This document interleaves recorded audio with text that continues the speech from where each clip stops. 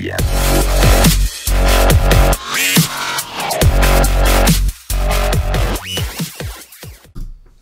Welcome to the WiseTake DFS podcast. I'm your host, CK013. You can find me on Twitter at CK_013. And we're bringing you the first NBA DFS podcast.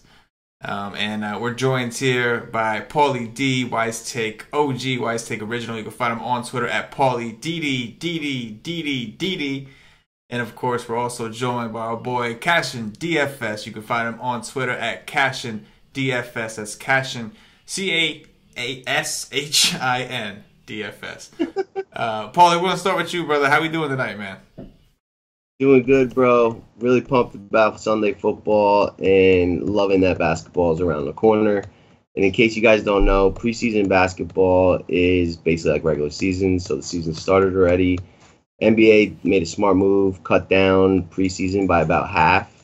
So they're looking to get their starters minutes and ready for regular season shape like now. So the preseason's amazing. I recommend jumping in there.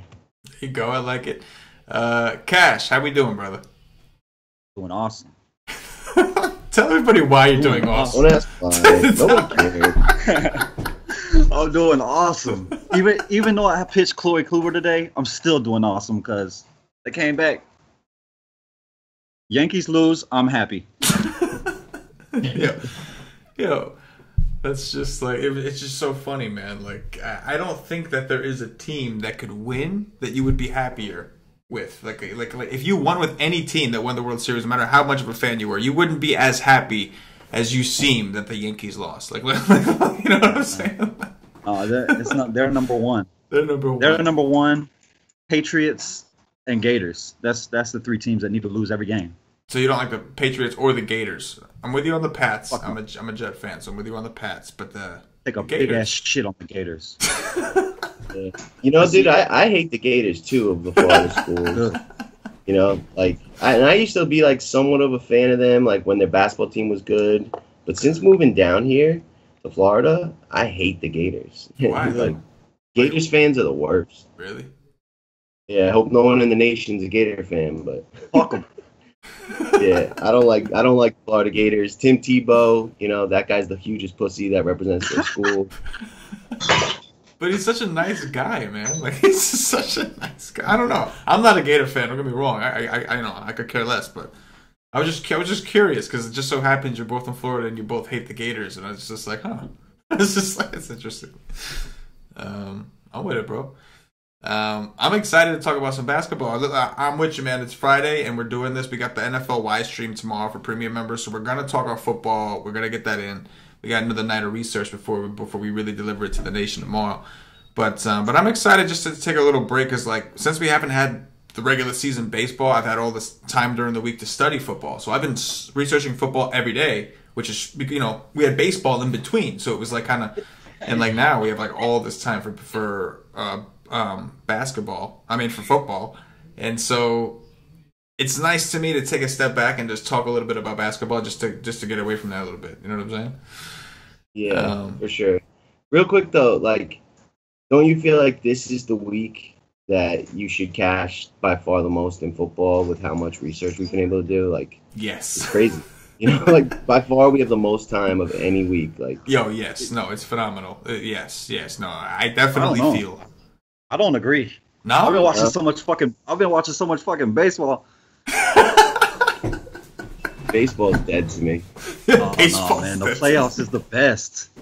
No, there's nothing better than October. In terms of DFS, I don't care for it. Like, yeah, sure, I'm a Yankees fan. Like, I like watching them in the playoffs, but really, like, football, basketball, those are my true loves. Yeah, see, can't be happier this time of year. Yeah. I'm barely playing even DFS. I played 3 slates. I had Gray in 2 of them and Kluber in 1. So altogether, my pitchers have got me -2. Nice. in 3 slates. Wow. 3 slates. No, -2. I'm with you, man. But I don't even care about. I don't care about the DFS part. It's just the fandom. Like, yeah.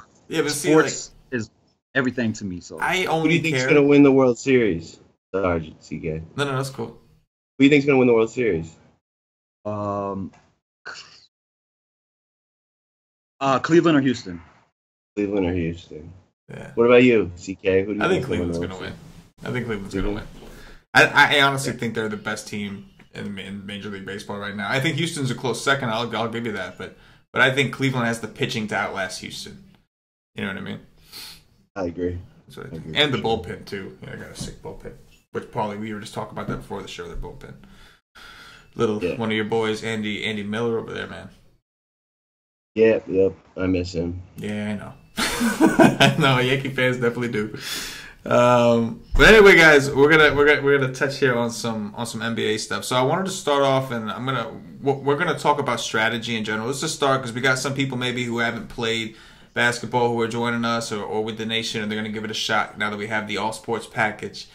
And so I'm definitely excited to touch on it. So I guess the first thing I want to ask you is, we'll start off with stats, right? Everybody knows stats. Everybody knows where to find stats. The NBA.com is one of the best resources for of all the leagues. They are like on the ball as far as like data. Like they're progressive. They have all different kinds of stuff, and it's all free over at NBA.com. So let's talk about some of the stats that we think are the most important. Just the basic. We're not going to sit here and talk about every stat. It's not like none of us are really like, super stat nerds anyway. It's just we have stats we like, and those are the things that we follow. Paulie, start us off, man. What are some of the stats that you look at? For DFS, it's usage and minutes. Like those are by far the most important to me. Like minutes equal money. The more minutes the guy's on the court, the more like possible plays he can be involved in. You get points, not only for scoring, but for rebounds, steals, assists. So there's the more you're on the court, the more you're going to pile up stats. And then usage is like probably the most definitive stat that shows how much a guy is involved in, the team's offense and how often he's like in a spot to do DFS scoring. So usage is probably the most important stat that you should get, accustomed to, because it really it's a true definition of a player's value in DFS. Gotcha. Josh, what do you have that? Obviously, I know usage is something that we all use heavily. What else do you got here, man? You care to elaborate? And those two are huge. Yes, pace of play. I mean, I'm a big pace guy. Like I want my teams up and down. Yeah, like Phoenix, sure. Brooklyn. I love teams that just go. Yep. And West Coast teams, especially. Like I love to stack West Coast games because it's just higher scoring over there. But defense versus position. That's another one too. Like you wanna pick guys that the defense isn't good versus that position. Yeah, it's interesting with the defense versus position because I'm interested to see what metrics you look at when you compare, because like in football, I don't necessarily rely on fantasy points given up to a certain position when I'm thinking of DVP in football, right?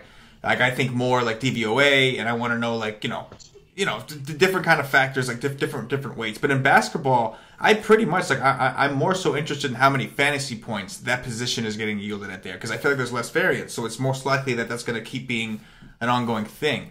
So I'd like to hear your thoughts. Like do you look at a different type of DVP, where it's sort of like DVOA in football, like something alternate, or do you straight up look at the fantasy points given up by the other team? Paul, you want to go first? I'm probably looking at something more DVOA, like the actual defensive efficiency against the position. Like fantasy points, sometimes there can be a lot of outliers, especially early in the year. If you just had 2 games in a week against Russell Westbrook, I don't care how good your defense is, your defensive, points allowed to that position are going to be through the roof, and you're going to look terrible. So I like looking at the efficiency stats. And, I'll usually look at the last 15 games or so, what they've done recently against that position. Gotcha. I don't even look at it. I don't look at the numbers as much. I look at it with my eyes. I'm watching it all. So I just know, it's not, I don't know how to explain. I watch all the games. So I go more by what I see than what the numbers tell me. You know what I'm saying? I see.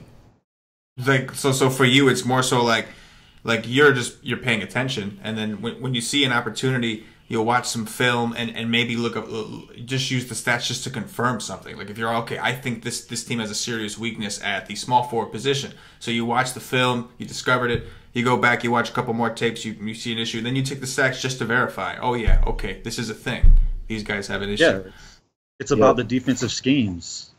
Yeah. Like, it's more about the team defense as individual. But if you got a lockdown defender like Kawhi Leonard, of course, you're going to be good versus that position. Yeah. Like, he'll move.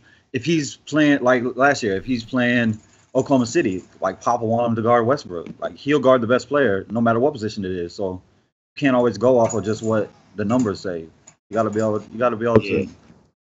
to know what they're doing out there on the court. Yeah. And I think, like, in the NBA, because, these teams play each other a lot, and then, they played each other last year, too. Like, you kind of can get, like, a roadmap of how the game's going to go. You'll see, like, when the Spurs play, Golden State, they always put Kawhi on Steph, and you'll just start to see that Steph usually doesn't do well against them. So, like, history against a team is pretty important, just because they give you enough of, like, what do you call it? Like a, you know what I mean? They give us enough sample of it that it's, you can kind of start to see how teams are going to do against each other. Right. You got anything to add, Cash? Nah. All right, man. So the next thing I want to talk to you guys about is correlation.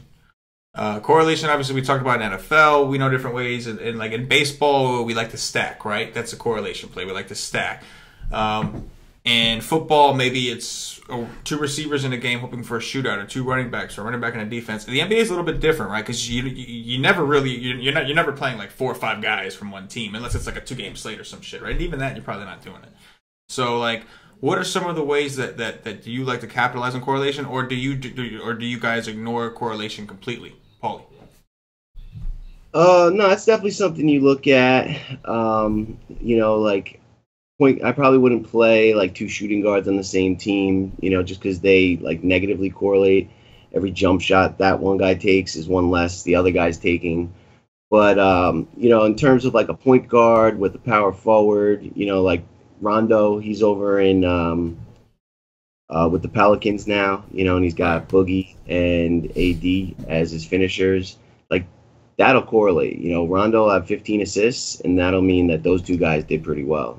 So I'll look at like mini stacks like that, and sometimes I'm looking to correlate the teams like with their high over unders. So if a game's got like a 250 over under, like, I'll be more like enticed to play a couple guys from that game versus one that's like 200, 190. I'm not going to look to play multiple guys, if any, but games with high pace, and then players that will actually correlate together. It's the ones that you've seen. One guy does the rebounding and the blocks, and then the other guy does the scoring. Like, that's fine. You just don't want guys that are like competing for the same plays. Mm-hmm. Yeah, no, I think it makes a lot of sense. And at the most basic correlation that you brought up, high totals and fast-paced teams. It's a very strong correlation. If you know a team plays fast, as Cash was talking about earlier, then that means the total is going to be higher. If you see a situation where you have a faster-paced team playing a slower-paced team, and I think a lot of times the total can kind of dictate to you which team is going to have the pace go their way. And so I think that's a great point. Cash, what about you, man? Are you into correlation in NBA? Pick and roll. Pick and roll. I'm into pick and roll correlation. Yeah, that's actually your boy Elf, man. Your boy Elf, he went nuts with the assist the one time. He's a Magic fan. Yeah, I mean, he's done it plenty, but the man can't make a shot. So, but yeah, pick and roll is the biggest one for me for sure. And yeah, I want, like I said, I want to attack Phoenix games. I want to attack Brooklyn games. I want to attack a Golden State games. I want to attack these teams that just go up and down the court, score a lot of points. They score points, the other team's going to score points. So, yeah, I'm in. I'm with it. The last thing I want to touch on before we move on to some of the rules, we'll say, is playing the chalk. So we know, like, in baseball, we try to avoid the chalk at all costs, especially at, like, pitcher, right? Like, we try in GPPs. But in football, we'll acknowledge that there might be a play that's chalky that sometimes you have to play, like a Le'Veon Bell, David Johnson. Like, sometimes there's situations where they're going to be chalk and you have to play them. What are your stances on chalk and NBA GPPs, Paulie? Chalk is like, something you're going to have to get accustomed to. You really it's very, very rare that you have a lineup that's all guys under 10% owned and it does well. NBA is by far the most predictive sport in DFS of the main. So, when a guy's in a good spot and he's been producing and the over-under's up, he's usually going to get you there. So, chalk is fine. You do have to be different. You don't want all guys with 60%. But following what, people call good chalk is totally fine, as opposed to baseball where you're going to fade anybody that's over 40%. Basketball is way different. It's very, very predictive. And, you need to run with the pack in some spots. Otherwise, you'll have no shot. Gotcha. Yeah, there's definitely good chalk. Say a starter is out and we know he's out. And the min cash guy is... Yeah, going to get start for him and get all the minutes. He's min cash. I mean, that's good chalk all the time. Unless he's just going to stand in the corner and do nothing. But if it's a player that's going to actually get on the court and do something, that's good chalk every single time. I mean, good chalk is, if it's a very high-priced guy that I don't really feel that day, I will fade it. But if it's min-price guy, don't fade it. Don't do it. Yeah, that's the thing. So, when a guy is underpriced in basketball, it's so, so valuable. And he's got this usage, not drop, but, change where he's going to get so much. It's just so, so valuable. You can't miss those guys. It's the minutes. He's normally going to play 10 minutes off the bench, but the starter's out, he's going to play 30. Yeah, but also, in basketball... you get 60K, right? And usually a tournament's going to win between 350 and 400. So in your head in basketball, you're like, I want to do 6x. So if a guy's 3K or 3,500 in FanDuel, it's going to get 30 points and get you 10x. It's a must. The opposite end, an expensive guy who's really only going to get you 5x if he even, pays off his huge salary. Some guys are 12K. Say Westbrook against the Spurs, one of the better defensive teams. It's kind of a big risk to play Westbrook in that game because it's unlikely that he gets you more than 5x, if that. So he could just kill your whole lineup's team by just being too expensive. So the cheap guys on the other end of that they make you. If you have two guys that go 10x, you are going to cash big that day. So the cheap guys are hugely important. Yeah, and the cheap guys ain't about 5x. If you play a guy that's 35 min price and you get 17 from him, you're not oh, yay, I'm happy. No. If a guy's min price, you want 10x. Yeah. And the high price studs, Westbrook, Harden, all these guys, Durant, you just need at least 5x. 5, yep. I'm with it, man. I'm with it. I don't even have anything to add. You guys are definitely hitting it right on. Quick question. Just for my own knowledge, last year, player fade Westbrook, Paulie D. It really depends on the situation and his price. You know what I mean? I didn't have a specific thing I did. I probably didn't play him more often than the normal player just because, he was priced too high and, a ton of the time they didn't have a great matchup. But there was times I played him.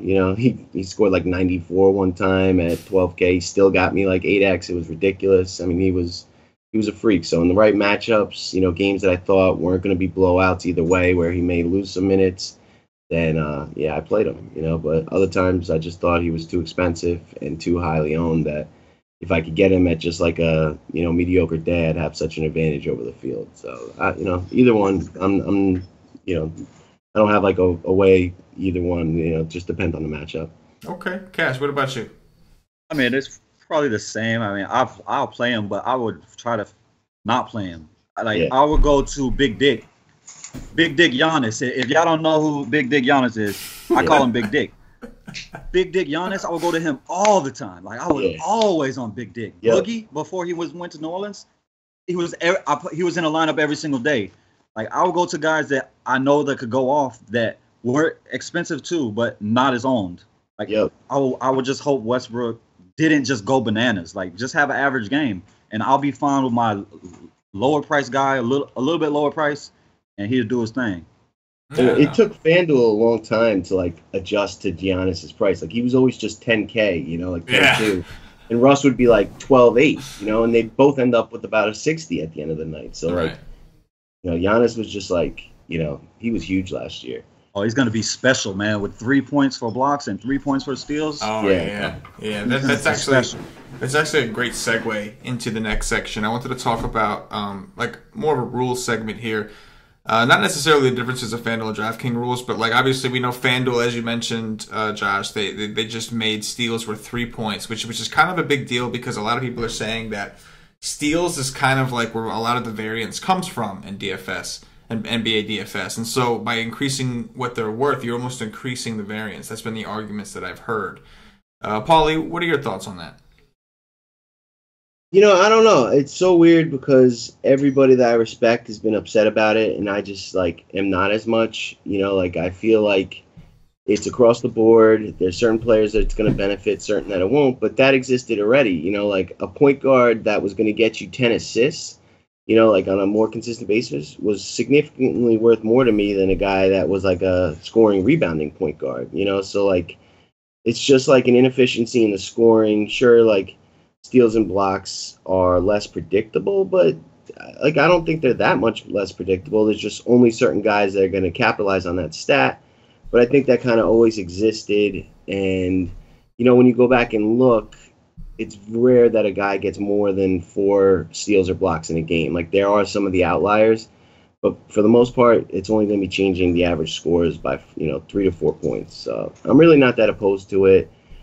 Maybe once the season starts and I get burned by it, I'll change my mind. But right now, I'm don't think they needed to do anything, but I'm fine with it. And I think the reason they did do it was because the NBA is really deciding to support DFS, and they the NBA app is gonna start putting up DFS scores.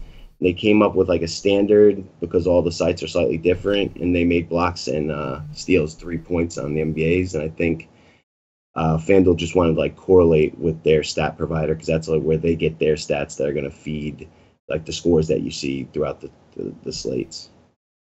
Okay. Cash, what is your take on the steals increase? My take is they put a list of stuff on the wall at FanDuel, grabbed a pile of shit, threw it at the wall, and seen what it stuck on. That's my feelings. That's what the guy outside CK's house did too. Yeah, apparently. Apparently. So that shit really happens, man. Yeah. Yeah. I don't like it. It takes skill out the game. It just takes skill out the game. I don't like it at all. It's not. It's based on a guy. I went on my little rant on the NFL show. It's based on a guy behind the desk watching the game that doesn't get to watch replays and just saying, "Oh, I think that was Westbrook that got that steal." I think so, but we're not sure. But it was Westbrook was close, so we're gonna give it to Westbrook. They're gonna give it to the stars that's closer to the ball when they can't see it. So that is a really good point. I just don't like it. When you said that, I was like, "Huh, that's interesting." Because steal is the one stat that's not guaranteed to be correct.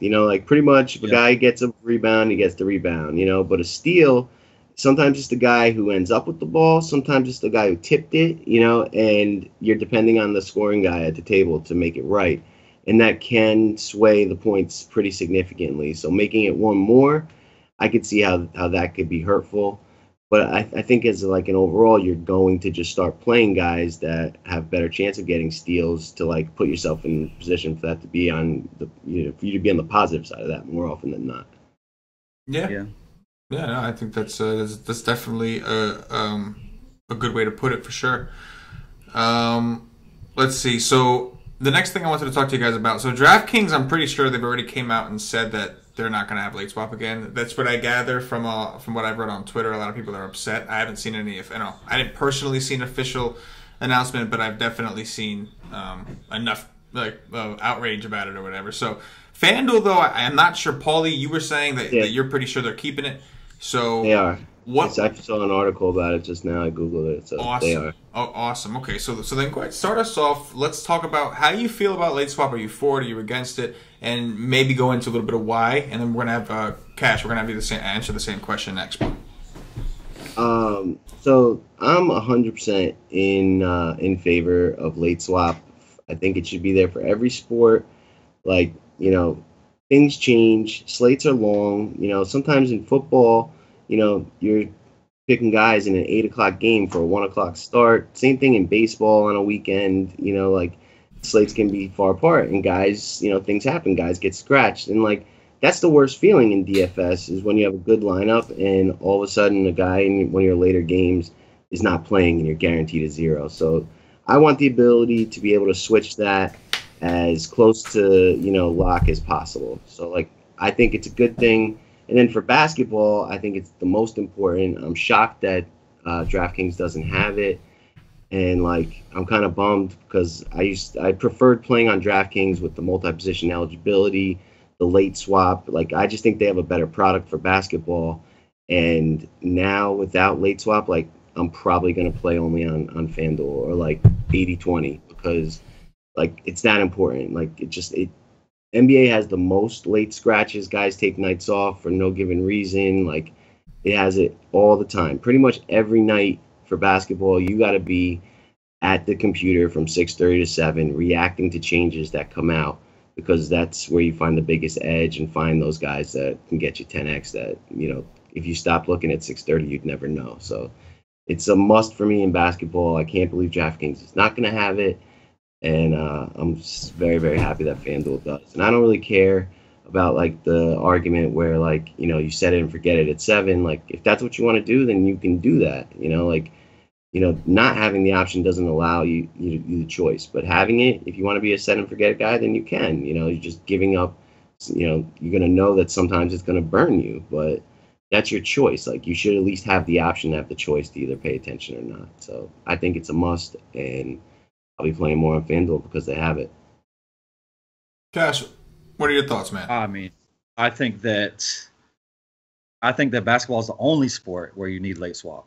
Like baseball, we damn sure don't need it. Football, we don't need it either. Like we get the practice reports all week. Like we know if a guy is going to play or not, and if a guy is questionable, like you don't know for sure, but you have a good idea whether or not he's going to go or he's not. In NBA, like especially after the All-Star break, like you don't know what the fuck's going to happen. Yeah. Anybody could sit out at any time, and you don't know, and you won't know. Like multiple times last year, I mean, it happened all the time. But I have guys in the late games, and it comes out 5 minutes before tip.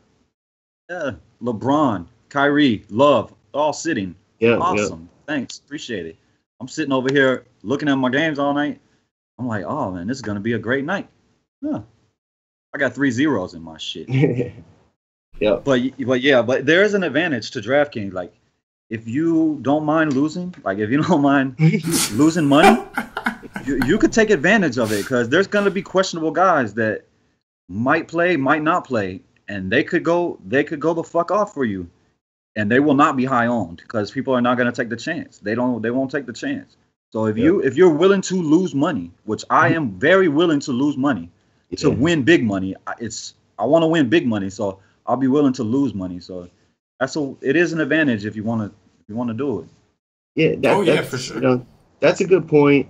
Like one like kind of trick I used to use was using a guy that I knew was playing but had a Q tag. They were always lower owned, you know, and like sometimes those were like my biggest nights. So it's a similar situation, you know, where on DraftKings you'll be able to lock guys in that are questionable and take that chance. And, you know, like guys that play only GPP, I'm sure they agree, like they're fine losing a little bit if it gives them the chance to win big. But, you know, I also just like the game theory aspect to it. Like if you're doing decently on a slate, you may switch your 2 like late guys to more like big upside guys and take a shot, or vice versa. If you're crushing, you may switch to some more like, you know, consistent guys just because you only need 5x from them.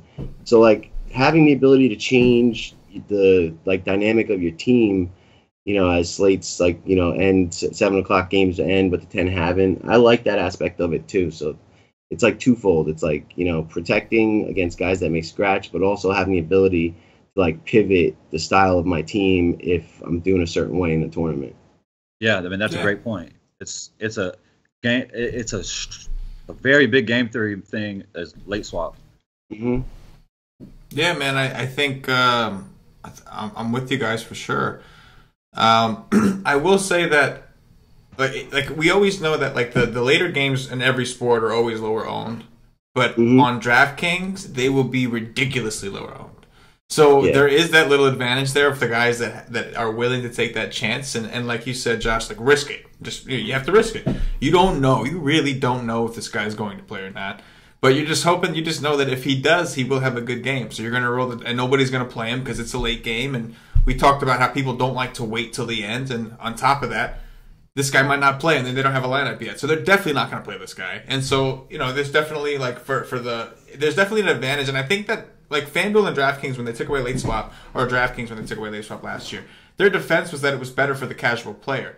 And, like, I just didn't understand how that was the case. Like, that made no sense to me. I'm like, that's no advantage to that. Because that casual player will not play those guys. After he gets burned once, he doesn't have the bankroll to withstand those losses. He's not going to try to play those guys again ever. The only guys that will are the guys who've been playing a while, have had success, and have the money to take those chances. You know what I'm saying? Like it's stop playing altogether if it happens that time. Like if you're a casual fan and like 3 out of the 4 times you played NBA, you got a 0 and you lost money, like you just be like, fuck that shit. So yeah, no, absolutely. Like, anytime these sites say this is for the casual fan, just call bullshit because it's all bullshit. They're full of shit. Not for the casual fan. Yeah, it's for the pockets. But yeah, man. Like even when I came into the chat before the show started, the first thing I see in there, Patio Joe's in the chat. He's having fun. But even aside from him, it was just like F Jimmy Butler, and it's all because of last year when from a few instances when Jimmy Butler didn't play. And like you could see, man, people get bitter from that shit. And me too. I was, we all got last year. I mean, if you played NBA every day last year, you got burned at least a few times by this thing. So I would agree with you, Josh. Paulie, I like having late swap for all sports. I'm not saying I would get rid of it, but if there's one sport where you really do need late swap, it's the NBA. The only sport where they don't regulate lineups. The only sport where you don't have to tell the truth if a guy's questionable. You can make it up. In football, they at least make you like pretend. Like, all right, you can say he's questionable, but you kind of got to let me know Friday if the guy's, you got to really let me know, kind of. So you kind of have an idea. Like, even on game time decisions, if he's a game time decision, then it's like there's enough hints throughout the day, throughout the week, like you said, Josh. You have all week that like you have a good feeling. With basketball, you have a few hours to know. You have no clue. Some of these teams have terrible beat writers. I'm big on beat writers. I follow a ton of beat writers, and I'm trying to get the information as soon as I can. And like Paulie, you were talking about Sacramento, one of the worst beat writers out there. No type of coverage. I don't know if it's the beat writers or if it's just the organization not providing the information. I think it's because there's not enough fans at a team, so the market is small. So they probably have one guy who's doing like 20 jobs for the local paper, and he just can't handle it, so he puts the Kings on the back burner. I don't know, but their information is terrible. Tyreek Evans last year, Paulie, you brought him up. Dude, nightmare. Never knew if he was playing or not. Speaking of beat writers, man, did you see this new guy? I think he's like the Raptors beat writer. I tweeted at him last night. He basically the first night of Toronto's preseason games, Lowry didn't start, and he didn't get that info out, and it was known. And like a few DFS guys, I guess, texted him. And I hate when DFS guys text people in sports negatively, but what they tweeted wasn't really that vulgar. It was just hey, did you know this? They weren't cursing him out. And he just went off and was like, I don't give a shit about your fantasy teams, blah, blah, blah. And it's then he tweeted last night, so DeRozan gets late scratched and he's going to be a sitter. And once it was after lock, he tweeted out sorry about DeRozan, all you losers essentially. And it was wow. That was how about guys? How about one of the only reasons that you still have a job? Yeah. At some point, the NBA has essentially said they're going to partner with DFS. It's a great thing for their sport. But I guess their beat writers missed the memo. Guess that guy is a ton of fun to be at a party with. And I just thought it was funny. You know what I mean? DFS has made these sports bigger than what they have ever been. Because there's always games that nobody would ever watch unless you're a fan of one of their teams. Nobody would ever watch it. And now we all motherfucking watch it. Everybody's watching it. Everybody's watching it. That's true. That is true. All right, guys. So let's talk about some of the big changes in the 2017 season, guys. For those of you who are subscribed to WiseTake, whether it's the NBA only package or the All Sports package, I recommend, if you haven't already, go over and check out the article that CashinDFS wrote. It's quick. It's got all the content you need. It briefly touches on the biggest changes going on that happened in the off season here, and I definitely recommend you take a look at it. It won't take you long. He was brief and to the point, but he had it listed. So check that out on the site. I just read it. It was like everything I needed, and like there's been so many changes to these teams. Like if you haven't just taken a look, you're gonna be confused because like. It was like they played couch duck duck goose or something. Like everyone's on a different team now. It's weird. Yes, and Josh broke it down for pretty much every team. I think it's every team and notes. If they haven't changed, he says they haven't changed. So go ahead and check it out, and he'll catch you up real quick, man. That was definitely a dope article. But we're going to talk about some of the things that you touched on some of these things in your article, but we're going to talk about some of the bigger ones on the podcast. We're going to start off with Westbrook. Last year, obviously, him and Harden were just guys it was a serious decision every slate whether you're going to play him or not. You knew he was going to be chalk unless he was playing some Spurs team, which, like you said, Paulie, was a big-time risk. So now he's got Paul George. He's got Carmelo Anthony. We don't know if he's going to be able to play his same game. Is it going to be the Westbrook show? He got a huge contract, so I think they're telling him that it's still his team. Paulie, what is your, I guess, preseason outlook on on Westbrook from a defense perspective?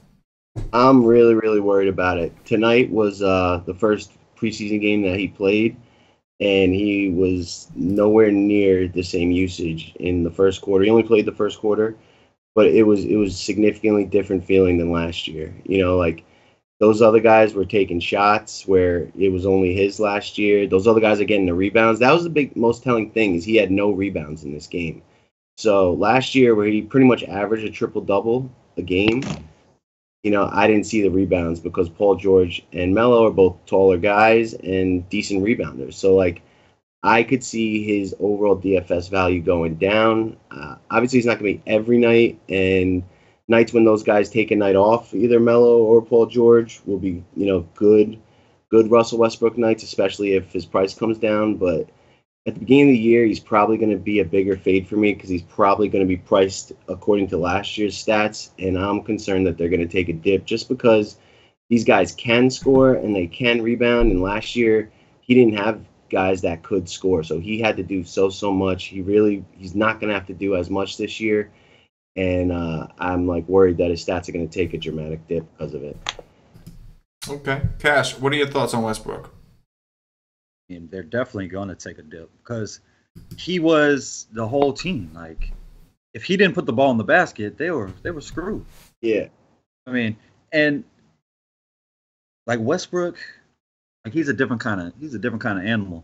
He is my favorite player in the NBA to watch. Like, he's been my favorite player in the NBA to watch since his second year in the NBA. Like, if he's on the TV, my eyes are glued because I love that guy. I love his killer instinct. I think that he wants to win more than anybody on the court at all times. Just everything about his game. So, with that being said, he was the only guy out there, so he wants to win more than anything. Like, the man does not want to lose, so he tried to take over he tried to do everything and take over everything. He just doesn't need to do that no more. Yeah. Paul George is a stud. Melo can score. He can do it. He can score. I mean, Melo is not a stud, but Paul George is a fucking stud. Yep. So his stats are not going to be. He's not going to average a triple double this year. There's no question. Yeah, no, and like, I think you're definitely right about Westbrook. Like, he's so exciting, such a big drive. I think he's going to be willing to like change his role because he wants to win. And like, I just think that the Thunder did a terrible job in who they surrounded him with. Like, I think with a talent that good, you build a team like the 76ers built around Iverson and get role players. And getting like 3 guys that are kind of me first guys, I just don't see it jiving all that well. And like, I think Westbrook's talented enough to overcome that for the most part. But I think in the postseason, it's going to show that, they're not going to be able to beat some of these other good teams. And like, like instead of like Carmelo Anthony, who's mostly going to be like an outside shooter now, like they should have got a JJ Redick. You know what I mean? Like it's just the wrong personalities, in my opinion. And I'm disappointed. I do not expect them to like win a championship anytime soon with this group. Oh, well, nobody's winning a championship anytime soon in the NBA anyway, so it don't matter about that. But I think that, and it was funny because I wrote that little article before preseason even started. I was almost done with it before the preseason started. I haven't watched no preseason games yet. But I seen a report that Melo said you're going to see the Olympic Melo, which I've said it in there. Like, I think that Melo will be a Melo we see in the Olympics with other great players on the court. Like, I don't think he's going to just stop the ball, fucking dribble, turn around, shoot. Like, I don't think that's the Melo we're going to see. I think they have to have him at 4, and I think that they need a shooter. Like, I don't know who they're going to put on the court with them 3 and Adams. Like, I don't know what they're going to do. If they had JJ Redick, yeah, but that is not going to be good for them. Nobody is going to cover this guy. He's going to be standing out in the corner. He's a role player, dude. You know, like he'll do the defense and the but defense. It's not gonna help the other 3 because it's gonna be clogged. Like they're gonna clog it up. I don't know, man. I just don't think it's not gonna be that good unless they get a shooter out there. They gotta have a shooter that you're scared to leave. Yep. Like if you're not scared to leave them, you can just double team any one of them. Yep. For sure. Yeah, I mean, they got rid of one guy. Well, Redick would have been a great addition, but like they got rid of McDermott for Melo. And like he's kind of that. He's young, but that's kind of his role. He's just leave him at the 3-point line. And he's a sharpshooter. That's kind of his. And they got rid of him, and so I think that leaves some question marks. But I'm with you guys. It's impossible for Westbrook to have the same usage. Last year, like if you think about it, last year with Westbrook, it was like a way like the team knew they let Westbrook down. Like everybody knew Westbrook knew this team is not winning a championship. But how do you keep him motivated and how do you keep him on board so he doesn't want to leave your small market? Hey, we're going to make this year about you, dude. Triple-double. You're going to average a triple-double this year. You're going to break records. And like the team was all on board. They all, boy, we're not winning the ship anyway. We're not beating Golden State, Cleveland, any of those guys. So, hey, let's have some fun. Did he win the MVP last year? Yeah. He did, right? Yeah. Yeah, I think Westbrook, so. It was close, like between him, Harden, and LeBron. But yeah, like that's exactly what you were saying. Like they made it about him. They gave him an MVP season. Yeah, because like they were letting him get rebounds that Cantor or any one of these guys could have gotten. That was the game plan. And like you guys said, that's not going to be the game plan now. Even though I would agree, I'm not sure they're built to really win. Even though they signed a couple All-Stars, their mentality is going to be to win. It's not going to be feed Westbrook. It's going to be now we're going to win. Like maybe they're still going to make sure that he's obviously the key. They gave him the big money, so I think that was their way of showing him you're still our guy. But yeah, it's going to be impossible. You need triple-double. You need rebounds. And Melo and Paul George both. They're not even centers. Not even considered big men, and they both rebound. So it's like, yeah, Melo can rebound at the 4. Yep. Like he'll be a good rebounder at the 4, but like Westbrook can take off. Like he won't have to go 100 every possession because Paul George can take over the game. Like he could dominate the game and win you the game by himself, like Westbrook can. Melo can't do that no more. Like maybe back in the day, but he's just older now. But you could just let Melo sit out there and fire up his shots or put him down on the post. He can do work as well. But the 2 key players is PG-13 and Westbrook. Yep. Gotcha. All right, let's move on to the next topic. We're going to talk about the chat's already got in a head start. They're already talking about him, and we're talking about James Harden. He's going to be joined by Chris Paul, CP3. I think that's for the Rockets in general. That's a huge move. What I want to know is what kind of move is that for both Chris Paul and Harden from a DFS perspective. Paulie, you first. Like it's another addition. I'm not like super impressed with. I don't think it, did what the Rockets needed. I don't think it's gonna like push them over Golden State. And I think an even more like interesting question is like, if Steph and Durant like both broke their ankles, and were gone for the season, then like who'd win the West? Because I think everyone's gonna say Golden State's still the best team out there. But Houston, like, Chris Paul's a great player, and I don't see how he could hurt a team.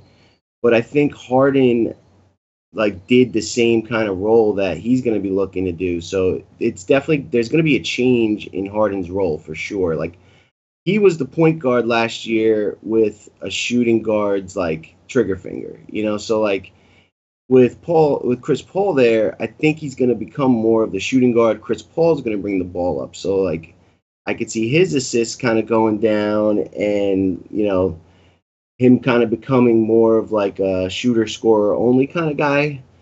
And I think Houston really needed to get some size in the offseason, find somebody like a big guy down low, like a Boogie Cousins or something would have been much better for that team. So I think Harden's still going to do his thing. I think he's still going to score a ton of points on a nightly basis. I think the Rockets were a very good team, and swapping the point guard they had before for Chris Paul is only a good thing, but I don't think it makes them that much of a better team. I think it just, makes them a little bit deeper. And for DFS, I don't see them positively correlating. I don't think there's going to be many nights where Chris Paul and Josh Harden both go off and get you 6x. I think one's going to do it and the other's not. So, I think it may make them a little harder to predict, if anything. What do you think, Cash? I mean, it's another situation like Westbrook. It's just Chris Paul being there is only going to hurt James Harden. Yeah. DFS wise, the team is going to be better. There's no question in my mind that the team is not better. The team is better right now, but Harden is not going to dominate the basketball anymore. Yeah. Chris Paul is going to run the offense. Chris Paul is one of the best point guards ever as far as running the offense. He runs the offense to perfection, and that is going to affect James Harden. James Harden is not going to have the ball like he used to. He will run the offense some too, and Chris Paul is going to sit on the bench, and James Harden will be the exact same player as last year. But that's not going to be 48 minutes of the game. That's only going to be 15, 20 minutes of the game. So it's going to affect his DFS scoring a lot. But the team is better. The team isn't just better from Chris Paul. The team is better from P.J. Tucker and Luka Abatu Maalala, whatever the Baamute. Some defense, that's for sure. Yes, really good those defense, they brought those in strictly. Both of those players are strictly for Kevin Durant. Yeah. Kevin Durant, that's what those two players are for. They will, this is the only team. This team has the best chance of beating Golden State in my eyes, which is I wouldn't. It's not a very big chance. They have the best chance. PJ Tucker and Baamute were only brought in for Kevin Durant. Yeah, definitely. I think Clint Capella is actually going to benefit from Chris Paul, because Chris Paul definitely made the center out in Clippersville a much better player. So, I think Clint Capella, this is a cheap center. I think early on in the year, you may find some value there. And I do agree, Houston's either second or third best team in the West. There's one other team we'll get to that I think, could be their top competition, but it's not the Thunder.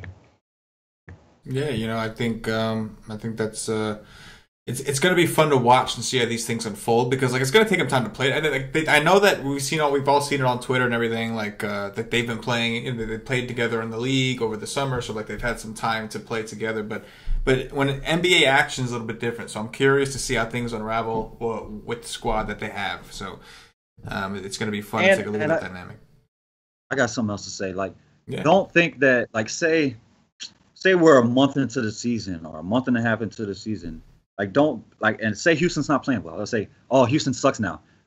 These players got to mesh together. It just doesn't come together we're gonna put this X player and this X player, great players over here. We're gonna put them on the court, and we're just gonna be great. Shit don't happen like that. You gotta mesh together. You gotta know each other. There's a lot of things that goes into basketball. Yep, I totally agree with that. I wouldn't be surprised if all these teams struggle a little. That have such different, dynamics now, but they will come around. They'll find their style that fits and works for them best, and they will definitely be good by the end of the year for sure. Yeah, No, I 100% agree. When you really think about it, I completely forgot about the Mamute, whatever his name is. And like, if you think about what they did, so you got Chris Paul to cover Curry. Chris Paul, one of the best defenders, assuming he can stay healthy this year, one of the best defenders in the NBA at point guards. And then, like you said, you put Mamute or whatever on Durant. And so really the main weapon you're leaving open is Harden on Clay. You know what I'm saying? So if you think about it, like that's exactly what they did. Like they went out there and they know D'Antoni's not a defense coach; he's a score guy. So they went out and got a guy that could play defense and help guys score. And then they went out and flat out got a guy whose only job is defense. So that's a good point, man. That's exactly and PJ Tucker too. PJ Tucker too, another defender. PJ Tucker's physical. PJ Tucker's a physical motherfucker. Yeah, they'll probably have him try to battle it out with Draymond or something. You know what I mean? He's gonna. They got him to try to beat down Kevin Durant. Kevin Durant, little skinny ass. He want to beat him down. I'm with it. Let's move on to the next team. This is a guy that he's gotten a lot of hate. The DFS industry, for some reason, hates this guy. I understand, but like I'm a big short-term memory guy, not by choice. Paulie, you know, my memory is just terrible. So like a guy who burned me last year. It's like, hey, it's a new year, bro. Like, so I'm talking about Jimmy Butler. You know, everybody hates this guy. People are still bitter. People are in the chat bashing him before he even got in here. Patio Joe he said earlier today, he said, Jimmy Butler is the reason he hates NBA DFS, him specifically. So obviously he went down pretty hard with Jimmy Butler. So he's on a new team. He's over there he's got Cat, he's got Wiggins, but this team no longer has Rubio. You know, a guy that last year really, you know, was kind of the leader, the facilitator as far as like moving the ball around. He had a ton of assists, Rubio. They tried to trade him. Long story short, Tibbs is reconnected with Jimmy Butler. That's the other narrative. We know Tibbs likes to play his guys to death. Tibbs will play his guys 40 minutes every game. He don't care. That's just what he does. Wiggins was like the leader in minutes like all season last year. Paulie D, what are your thoughts on Butler and also Cat and Wiggins? I really like this team. They also got rid of Rubio and added Jeff Teague. They got rid of Zach LaVine at shooting guard, and Jimmy Butler is going to be filling that role at the 3. But this is the team that I think is going to be the second best in the West. I think they went out and got the pieces that they needed to like complete their team. I think they're very, very balanced, and I think they're built, you know, for the long term. So Karl-Anthony Towns is a top 3 center in the game. He's only going to get much, much better. He's got super, super developed offensive game, and he's, you know, on the boards and blocks. He's a great, great presence out there. A guy who can be their lead scorer, but can also take a back seat if somebody else is going off. Jimmy Butler, I think, is like the perfect role player there. Like, he's not a greedy player. He's not selfish. He was always like not a triple-double threat, but he was a multi-purpose guy. He'd get 7 rebounds, 7 assists, and a ton of points. And he's a guy that's willing to play different roles on the court. He's a lockdown defender. He's a great addition to this team over Zach LaVine.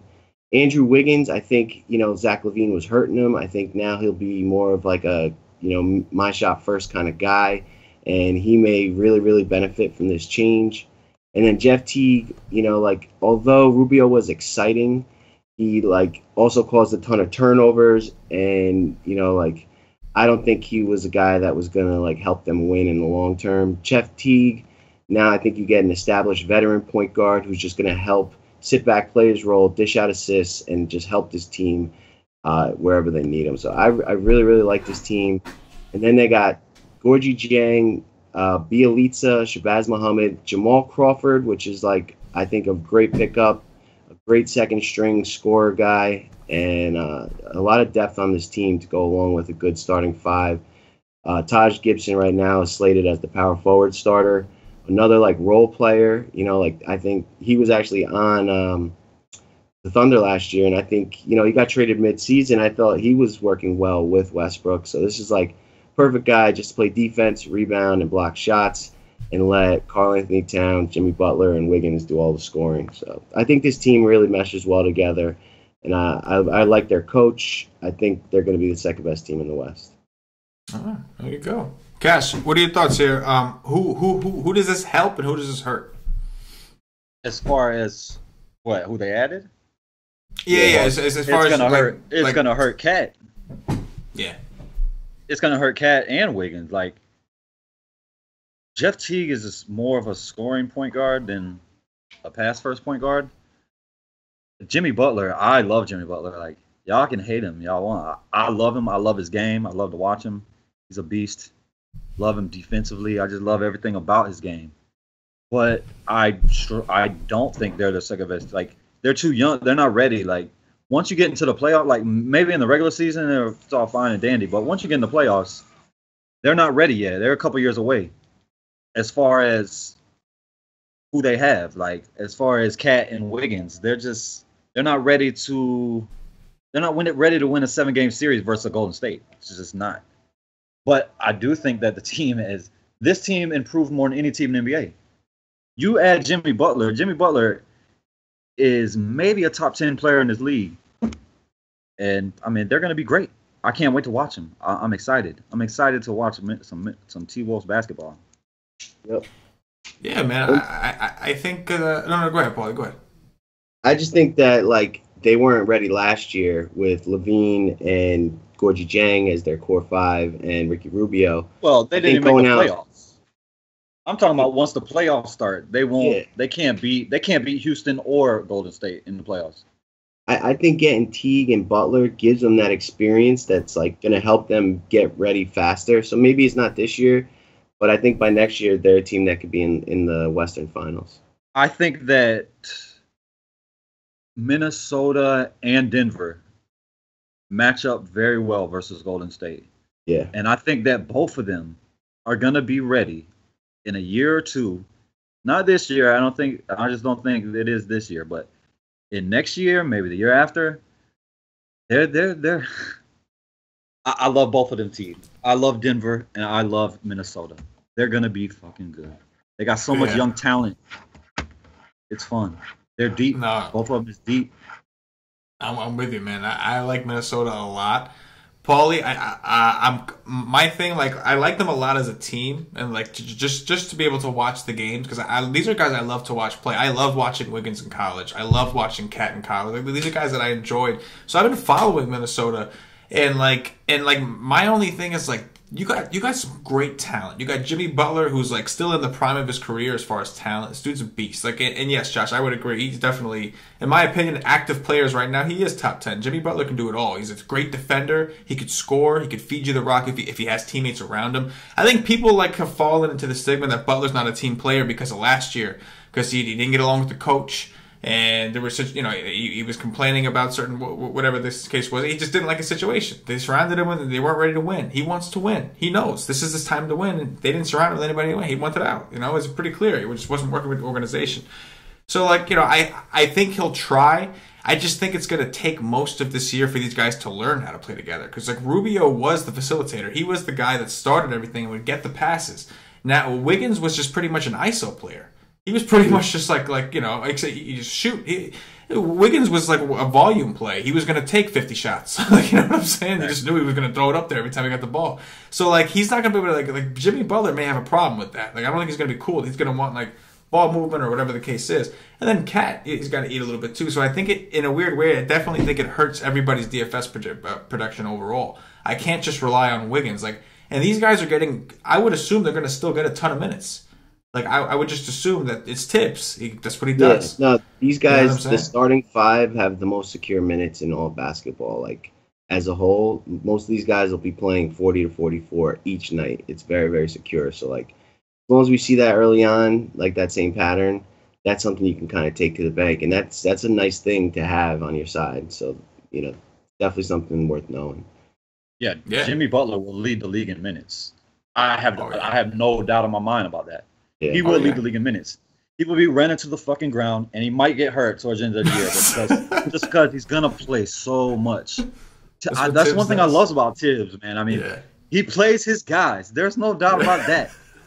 Dude plays his guys. The guys on the bench, they get splinters because their ass is just laying on that wood over there. They can't even get up. Yeah. But I don't like Wiggins. I don't like Wiggins' game. Like you said, he's a volume player. I'm not a fan. I'm a big fan of Cat though. Yeah. I'm ready to see what Cat worked on in the summer. He can come back and be better this year. But see, like, one thing though, Wiggins is a good defender. Like it's one thing I'll admit about Wiggins. But I think it's more of a matter because he's still young and athletic. Like, you know, as he gets older, he's gonna, you know, his value is gonna diminish quickly. That's my concern. Because right now, my main, like, what I like most about Wiggins, not from a DFS perspective, from an NBA, like, you know, if I was a GM, this guy could play defense and he plays small forward. This is the guy that, like, I can throw him on a LeBron. I can throw him on these guys. And not that he's going to shut him down, but he'll do better than the average guy. You know what I'm saying? And now you got Jimmy Butler, who's an even better defender, who does everything he does but better and more established. So now you can throw Wiggins on that secondary guy. So, like, their defense definitely just kicked up. You know what I mean? And, like, Cat is still learning. Like, he was a guy that you could get away with targeting centers against him last year. You can kind of pick on Cat a little bit. But I think eventually that's going to change with Tibbs. And now the addition of Butler and Wiggins. And, like, I think the only way to attack this team is going to be through the point guard. I think Teague is their biggest defensive weakness. It's going to be, you got to fucking take point guards that can just get by him and shoot or something. You know what I'm saying? Like, there's no doubt about that. I think. You know? But the good thing for Cat and Gorgeous Dong is they have switched them up. Like, they can both play power forward and center. But that starting five is Jeff Teague, Jimmy Butler, Wiggins, Gorgeous Dong, and Cat.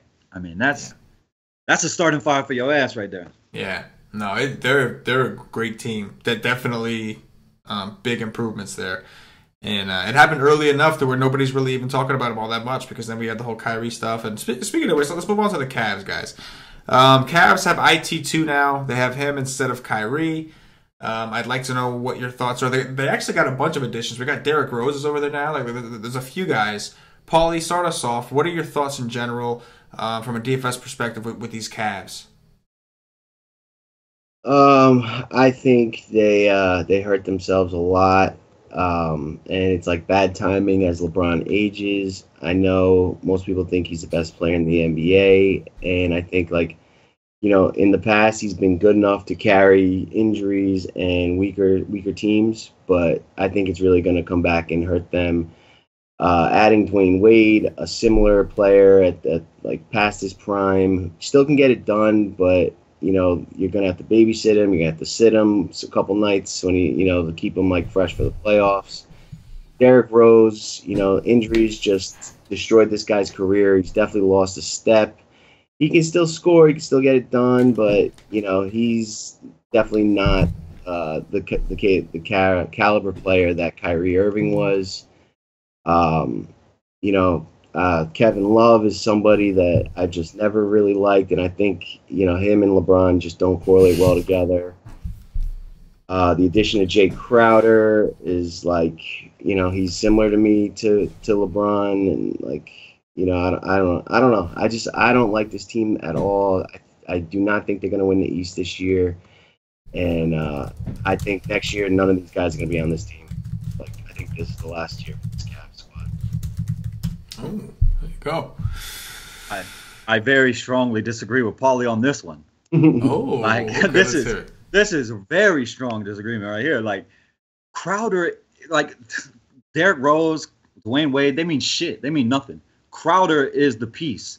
Crowder makes LeBron not have to work. Like, LeBron doesn't have to guard Durant. LeBron doesn't have to guard Jimmy Butler. LeBron can sit and do nothing because Crowder is going to do all that work. And LeBron go down on the other end and handle the business. Like, he's going to handle the business. He's going to do his thing. Nobody can stop LeBron. Nobody. Not a soul on this universe can stop this dude. Dwyane Wade is strictly a playoff addition. Like, I don't think he's gonna play much. Like, he's not gonna be playing no starter minutes, I don't believe. Like, why would you want to break down this old man? Yeah. That's more of a playoff addition for offense. But Crowder is the piece. Like, Isaiah Thomas and Kyrie is almost the same player. Like, there's not a big difference. Kyrie is a little better defensively, but offensively, there's not a difference to me. Mm-hmm. Like, they're pretty much the same thing. But defensively, Kyrie is a little better just because he's a little bigger. But he's not good. Like, Kyrie is terrible. But this team's going to take a long time because of IT. He's going to be gone until December, I think. So it's going to take a while. But once the playoff rolls around, they will march through the East. Don't you think moving Kevin Love to the 5 is going to really hurt them too? Like, any big center is going to dominate against them? No, well, I mean they could, but Kevin Love, like people forget, like when Kevin Love was in Minnesota, he was one of the best rebounders in the league. Like he could work on the post, but with LeBron and Kyrie, they want to spread out, like spread the court, so he plays more on the perimeter. But he can get down there, which he's better than Tristan Thompson. Like I would much rather have Kevin Love than Tristan Thompson on the court. Tristan Thompson is garbage. Like no, offensively, yes, but yes. Defensively, yeah, no, you know. Yeah, no, defensively, no, but offensively, of course. Like, this team's going to be terrible defensively. Like I think they're going to have a lot of high-scoring games. Yeah, they were bad defensively last year. Like I was targeting LeBron almost every night. Yeah, because LeBron, like the small forwards was going off on the Cleveland, but that's not going to be the case with Crowder. But the thing is that LeBron can move down to the 4 as well because LeBron can play every position on the court. He's one of the few players that can. Like he could play center, he can play point guard, he can play everything. Yeah. Do you think? But I don't think that Love. I don't think Love. Crowder? No. LeBron would probably play 4 and Crowder would play 3. But I don't think that Kevin Love is going to play. I don't think Kevin Love is going to play a lot of center. I just think that's going to be to start the game, and then they'll let Tristan come in. But yeah, Tristan on the offensive end is just bad. Yeah. No, that's true. You don't see much production from him at all. I don't know if that's going to last either. Like you said, Paulie, if the defense is really like if centers are just dominating them, then they'll bring Tristan back to the start at 5. I would think. So in the beginning, while IT is out, like Kevin Love, like where do we stand on Kevin Love? Like obviously last year, if one of the big 3 was out, you played the other 2. If 2 were out, you played the 1. It was like a very simple system. But like so like we're gonna start the season in one dynamic, and then IT2 is kind of gonna mess everything up. Like honestly, when he comes back, because he's not gelled with the team yet. So when he comes back in December, it's gonna throw everything off. It's gonna we have to wait and see how he does and see which way they go. It's gonna be a whole different Cavs team when he comes back. It's gonna change the pace. Everything's gonna change. You know what I'm saying? So like for now though, without Isaiah Thomas, like is this a situation where you can keep playing Love and LeBron and just the production's coming from those 2 guys, so you play them no matter what? I mean, I wouldn't say no matter what, but it depends on their pricing too. You know, like I don't know if LeBron's stats are going to improve or decline. You know, like Crowder is definitely like a guy that can take some shots from him, take some rebounds. I can't even remember who was the starters last year? It was that ex-Knick guy, like J.R. Smith. Yeah, he's still there. But I think Crowder could take away some of LeBron's stats, and IT2 to Rose is not like a huge change. It's a little bit, but it's not like you're going from 30 shots to no shots. Like Rose will still take 20, 25, or whatever the average is. So I don't know if it's exactly like 2 of the 3 are gone. You know what I mean? So I don't know. I don't know if they're going to be automatic plays like last year. We're gonna have to see what type of personality this team takes. I don't think there's a mold yet that we're aware of. We're gonna have to see. It's just too many new guys. Okay. Cash, what do you think? And that's a good question. I would have to see, but I think LeBron is gonna run the offense. Like, who in their right mind would let Derrick Rose run the offense when you got LeBron? All he does LeBron is is there. Score. You know what I'm saying? Derrick Rose, that's it. He cannot. He's just. He drives to the hoop. No, he's not. His whole game. That's his whole game. Yeah. All he does is drive to the hoop. It's funny. Somebody in the chat was saying, when we were talking about Derrick Rose and Paulie was saying about his injuries. And obviously, before we were just talking about Tibbs and how he plays his guys. And somebody in the chat was like, Tibbs broke him. He just played him too much. So it's just funny because Yeah. It's just funny because we were just talking about Thibodeau and how he plays his players to the ground, and we move on to Derrick Rose, a guy who he literally did.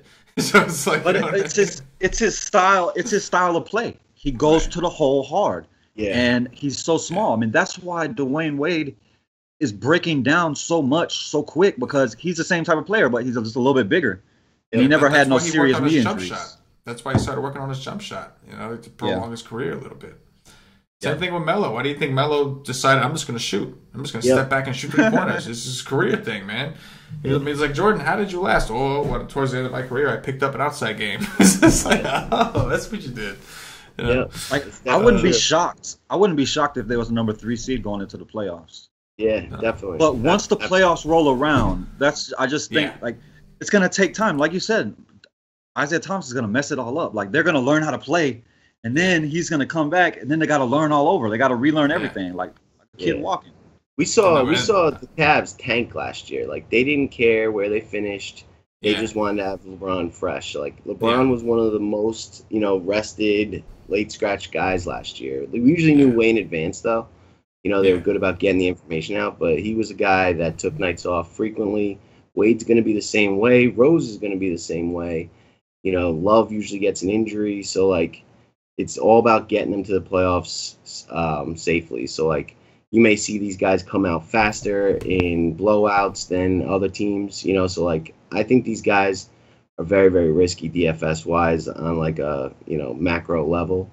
And, you're going to want them in the closer games that, like they'll play the whole way. Like, if, whenever they happen to play the Warriors or Boston or Houston. But like a game against, I don't know. Orlando. The Knicks. Yeah, I was going to say Orlando, but I didn't want to say it.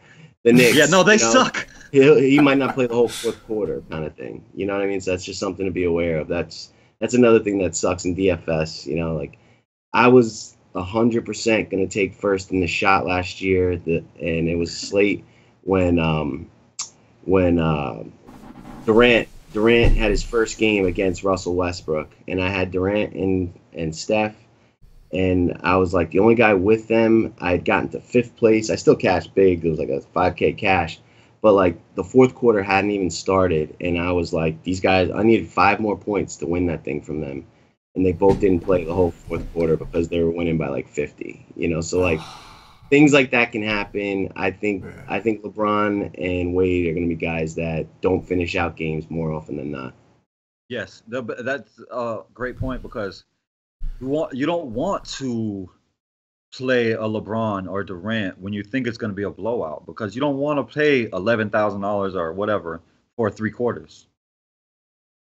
You know what? That's a great point. And as a matter of fact, last year, that strategy, which I would do it again in the same situation. Well, maybe not now that I think hindsight's always 20/20, I guess. But that situation killed me at the beginning of the season last year because Golden State was always favored by 15, with these crazy spreads.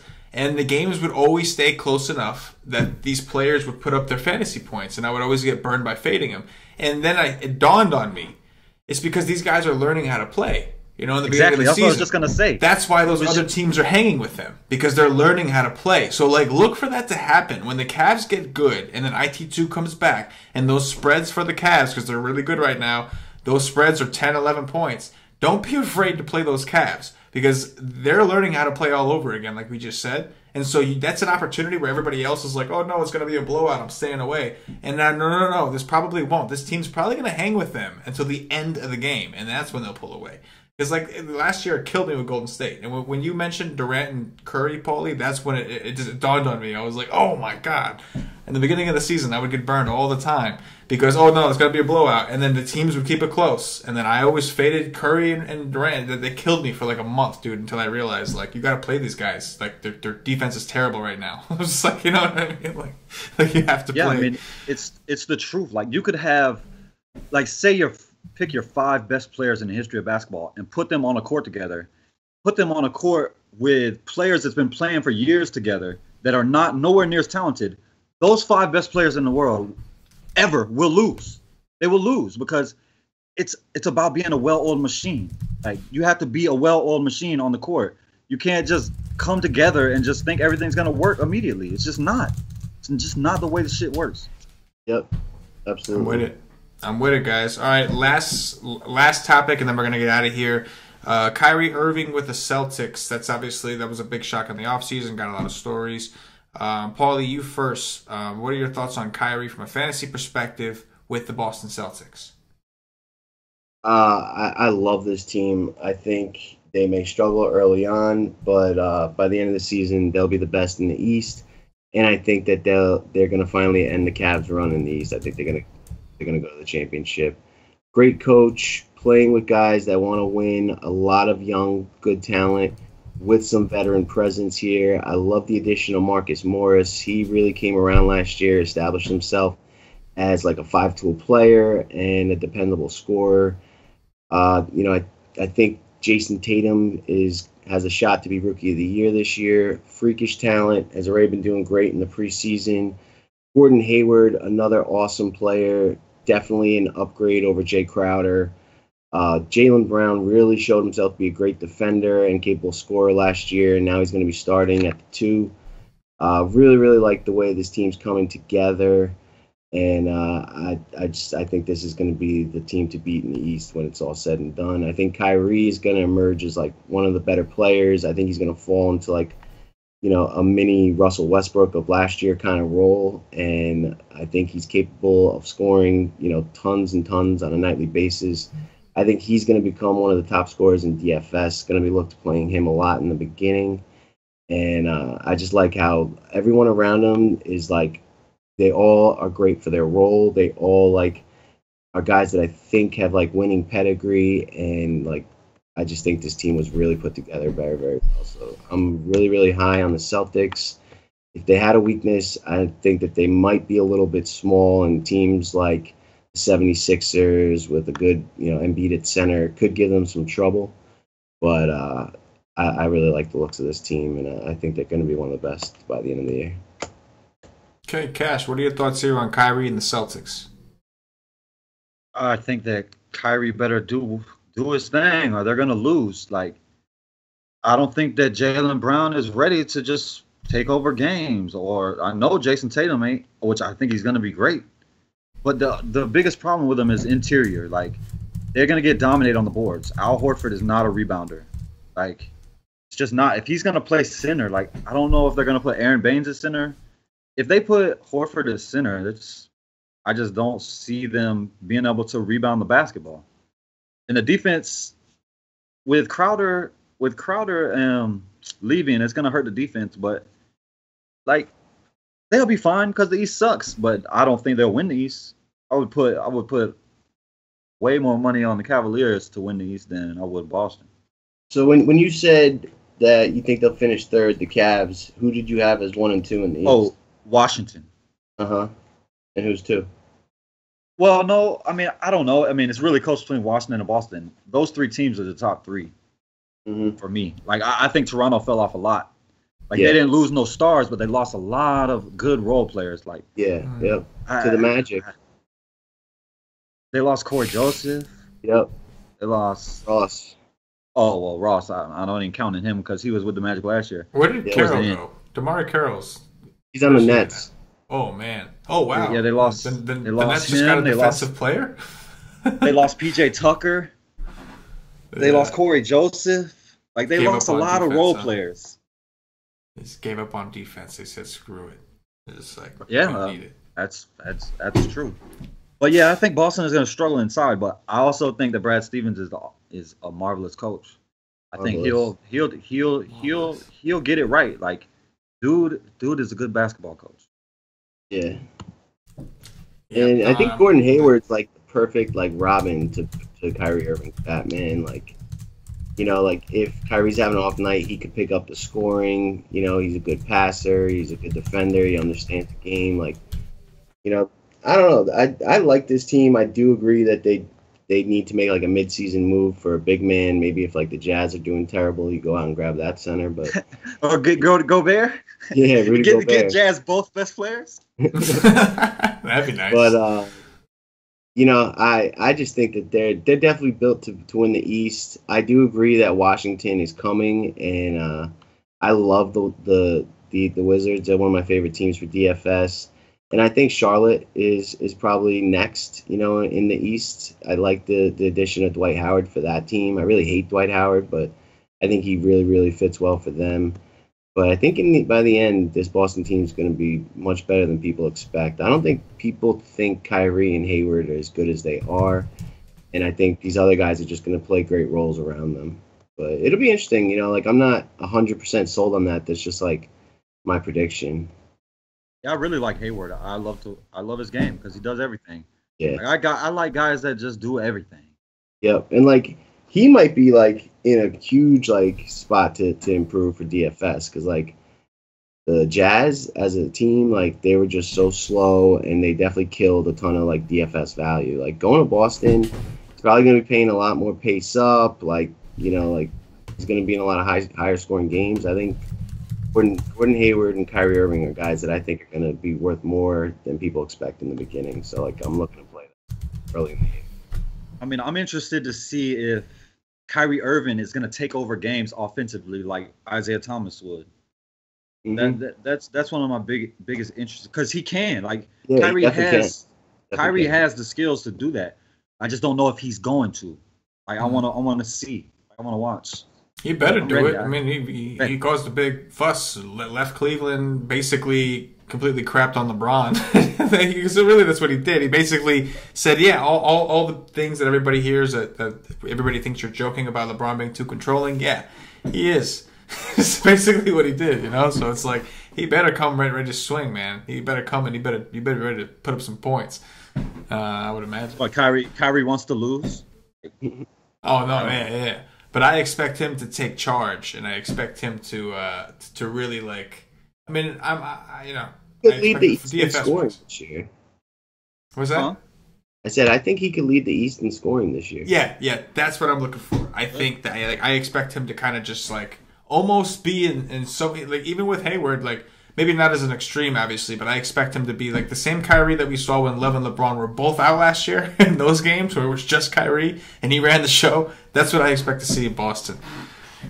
Just because of the statement he made, I feel like he's got to live it up, man. Like he basically said, you want to be the guy, so it's like let's see what you do as the guy, Hey guys, this was fun, man. I appreciate y'all making it out with us. We're gonna try to do this again next Friday as well, and then after that we got the season coming, and then it's on Monday through Friday we got the pods every night again. So when we have the slates, so we're gonna try to do this again. Another we'll cover some other topics, come up with some other types of strategies, some other teams.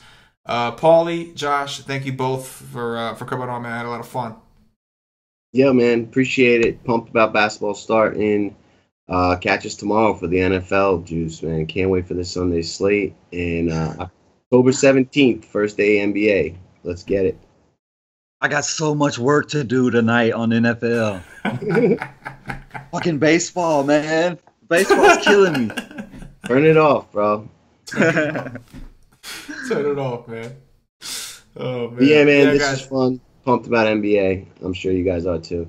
Yes. So don't forget, guys, sign up for WiseTake.com if not already. Remember, check out our plans. We got an all sports package. We brought that back. And we also have single sport packages if you only want a single sport. But tomorrow we got the NFL Wise stream, 2 p.m. Eastern. It's going to be myself, Paulie D, CashinDFS. But we're going to break down all the games for the NFL slate. Definitely everybody's dug in with their research. Obviously, some of us got some work to do tonight, but we're gonna be digging in. We're gonna have everything ready to roll for you guys, and we're gonna make some money this Sunday.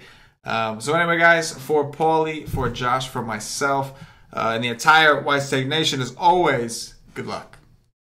Yeah.